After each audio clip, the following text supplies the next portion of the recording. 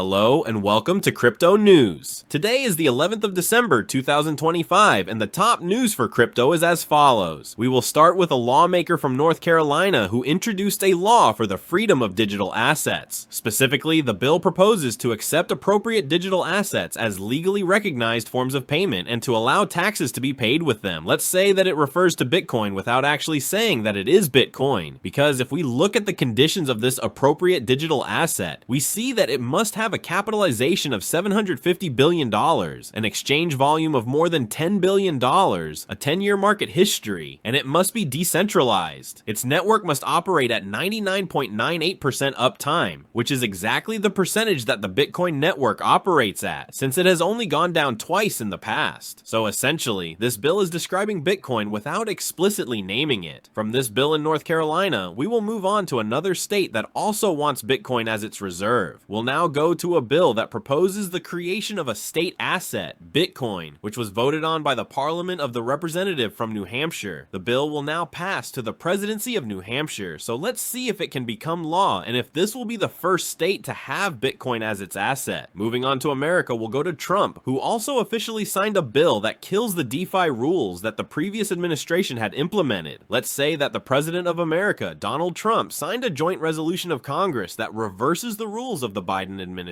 These rules require DeFi protocols to report transactions to the Internal Revenue Service. But as we said before, because DeFi is decentralized, this cannot be done since this data is not recorded. Thanks to this signature, DeFi is now officially safe in America. Continuing with Trump, we'll go to World Liberty Finance, his DeFi project, which in the previous episode I mentioned was selling Ethereum. It has reportedly sold $8 billion worth. However, in official statements from the heads of this DeFi, they claim they have not sold any of their positions and that those spreading this information are liars. So this is the story from World Liberty Finance. Now moving on to our legal cases, we have another win for the crypto market against the SEC, as we've learned that the SEC has essentially dropped the Helium case. Nova Labs, the company that builds helium, now officially claims that helium is not considered a security, according to the SEC's statements. This lawsuit was the last one filed by Gary Gensler before he resigned from his position at the SEC, essentially a parting gift to the crypto market. The new SEC leadership realized that there was no serious case, which is a positive for Helium. The negative, however, is that Helium paid $200,000 to settle allegations that it had misled investors. The SEC had accused Nova Labs of falsely claiming that Helium's network and products were used by large companies like Nestle. Nova Labs paid the settlement without confirming or denying these allegations. Now that we've wrapped up our lawsuits, let's talk briefly about our ETFs. We move on to House of Doge, which is partnering with 21 shares to launch a Dogecoin ETP globally. House of Doge is the official broker of the Dogecoin Foundation and has announced an exclusive partnership with 21 shares to launch Dogecoin products globally. House of Doge has a strategy of buying Dogecoin as a reserve to use that money for liquidity, so it may be aiming to provide liquidity to some of 21 shares products. Finally, we move on to Cosmos, which is now, thanks to new technology, fully integrated with Ethereum and plans to expand to other chains. As Cosmos launches Eureka, let's say that Eureka is a level of interoperability that has been designed to connect the protocol of communication between blockchains, IBC otherwise, with Ethereum. Eureka extends the Cosmos protocol to IBC, changing it from a protocol which essentially made interoperability between the blockchains that were being built on Cosmos to a global protocol of interoperability. That is, now the interoperability of Cosmos has been expanded to other blockchains like Ethereum and other blockchains that will come in the future. Let's say that with this new protocol, programmers can create applications across many chains and many ecosystems without terminating the base of users. That is, without bridges and without many problems. Programmers can create applications that can be used by someone from the network of Cosmos and from the network of Ethereum as if it were a single network. So a very important upgrade for Cosmos, and it brings interoperability one step closer. And of course, below in the description, I will also have this thing, the block, that says more detail. Moving on to more news, we'll go to Charles Hoskinson, who says Bitcoin could hit $250,000 by 2026 due to global trade volatility, Mr. Trump and bank overreach. Let's just say there are already articles saying that China and Russia are embracing Bitcoin so they can trade without the US controlling them. So after the Cardano founder's prediction for Bitcoin's price by 2026, we'll go to the crypto market with Bitcoin at $80,000. And in terms of our economic indicators, we're gonna go to the population in the United States. With the population at 2.8%, they were expecting it to be 2.6%, but the population in the United States actually fell to 2.4%. So in 26 days, we'll see what Mr. Jerome Powell says, because with the population decreasing so rapidly, he might not cut interest rates after all. Let's say right now we have a 35% chance of seeing some interest rate cut, but in 26 days, everything changes. And for our latest news, let's say Canada matches US interest rates and also puts a 25% tariff on cars coming from the US.